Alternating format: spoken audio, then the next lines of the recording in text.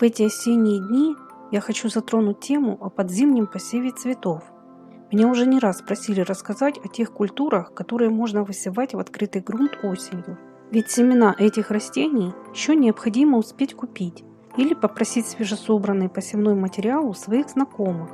Что еще лучше, так как именно свежие семена дают самые хорошие всходы. Возможно, кто-то спросит, зачем вообще сеять растения под зиму? Ведь это можно сделать весной. Конечно, можно, но у осенних посевов есть очень много своих плюсов. Другое дело, что не все цветы можно размножать этим методом. Начну с того, что весной нам, садоводам, и так хватает работы. Зачем же себя лишний раз утруждать?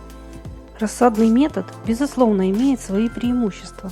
Но исходя из своего опыта, я точно знаю, что для выращивания рассады часто попросту не хватает места, особенно если вы проживаете в городской квартире. Подзимний посев в открытый грунт хороший тем, что семена многих растений за зиму проходят естественную обработку холода, то есть стратификацию, которую вам при выращивании рассады пришлось бы проводить самостоятельно. Это, безусловно, лишние хлопоты.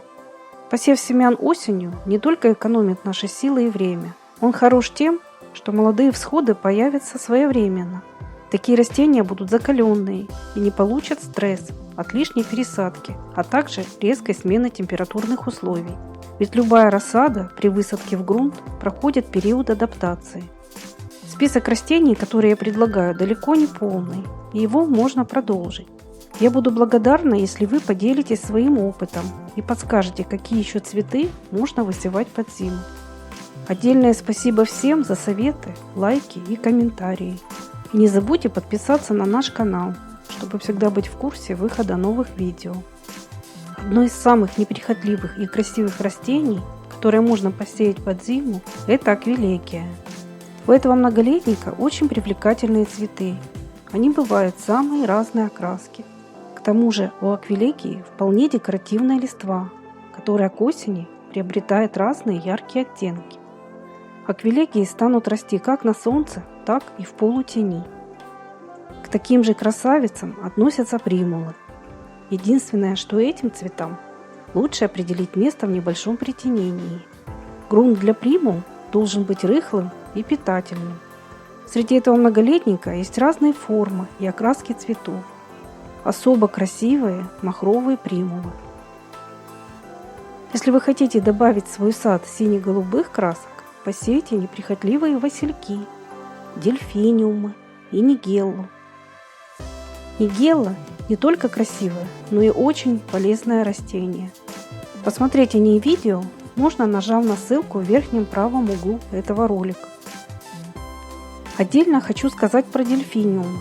Эти роскошные цветы украсят любой сад. Но чтобы вырастить такую красоту, необходимо высевать только свежие семена. Старые, скорее всего, не взойдут.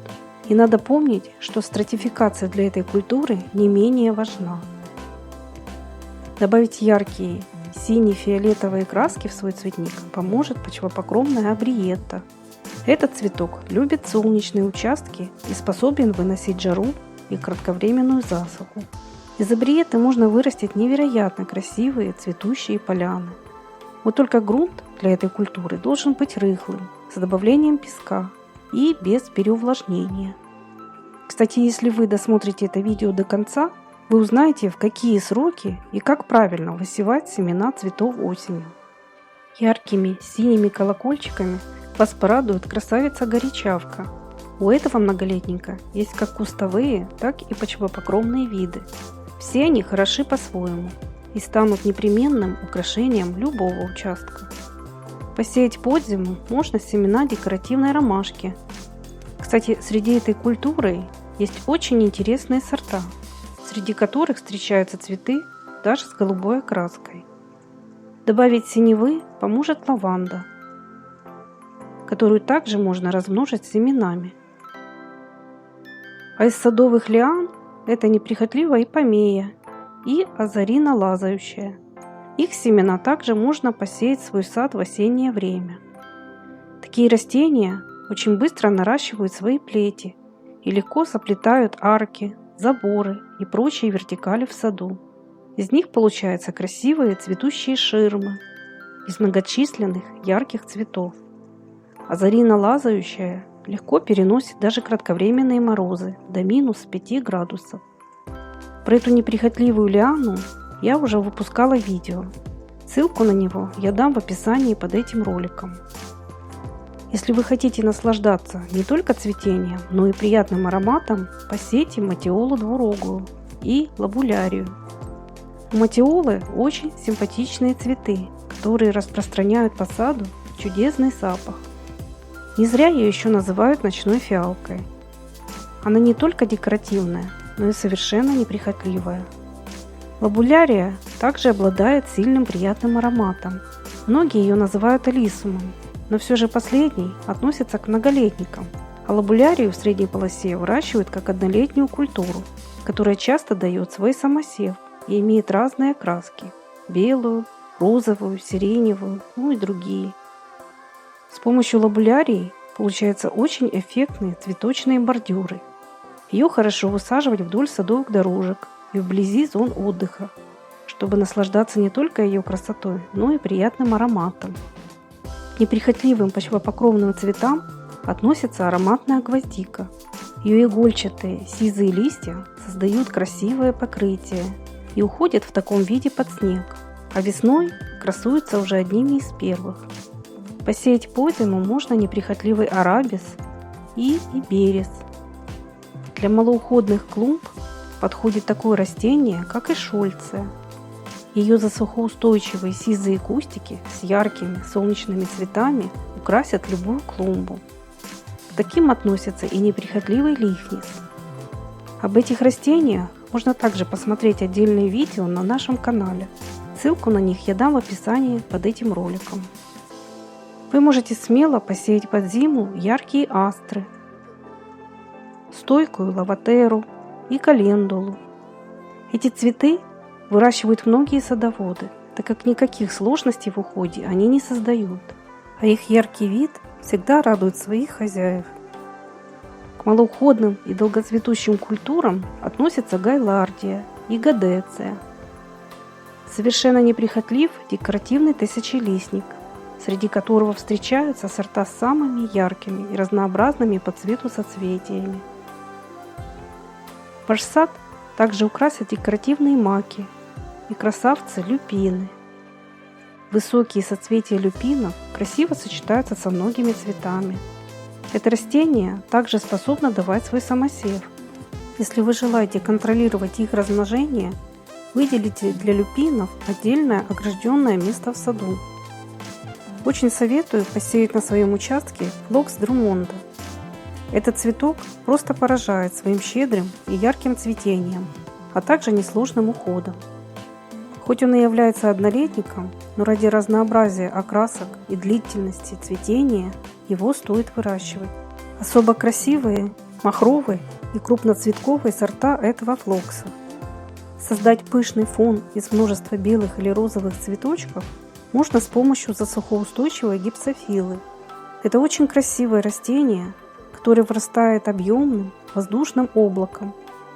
Хотя среди гипсофилы есть и низкорослые почвопокровные виды. При покупке семян учитывайте, что есть гипсофила однолетняя, а есть многолетняя, которая хорошо зимует в наших садах.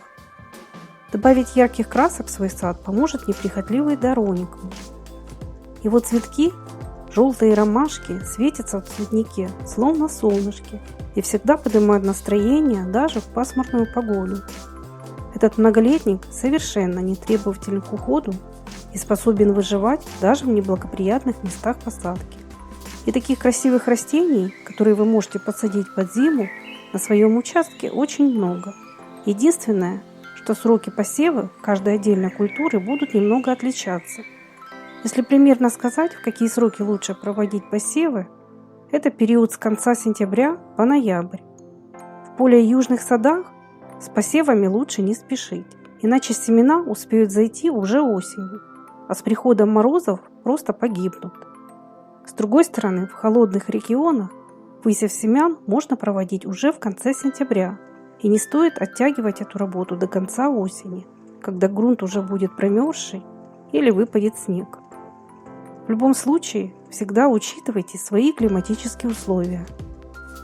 Перед посевом обязательно обращайте внимание на характеристики растений, их предпочтения по качеству грунта и месторасположению. Но для всех культур необходимо заранее подготовить место посадки, перекопав и очистив землю от корней сорняков. Также не лишним будет внести немного речного песка. Учитывайте, что мелкие семена, как, например, у абриеты, лаванды и почвопокровной гвоздики, при посеве не нужно заглублять в грунт. Их высевают поверхностно. И наоборот, крупные, такие как у люпина и календулы, лучше заглубить на пару сантиметров. Позднеосенние посевы семян можно прикрыть белым агроволокном. Только не забудьте хорошо прижать к земле края материала чем-то тяжелым, иначе его обязательно унесет ветром. И еще небольшой совет: при покупке семян обращайте внимание на срок годности, указанный на упаковке. Просроченный семенной материал редко дает хорошие всходы. Желаю вам роскошного цветения, моря разнообразных цветов и легкого ухода. А если вам эта информация была хоть немного полезной, не забудьте, пожалуйста, поставить лайк. И до новых встреч на нашем канале.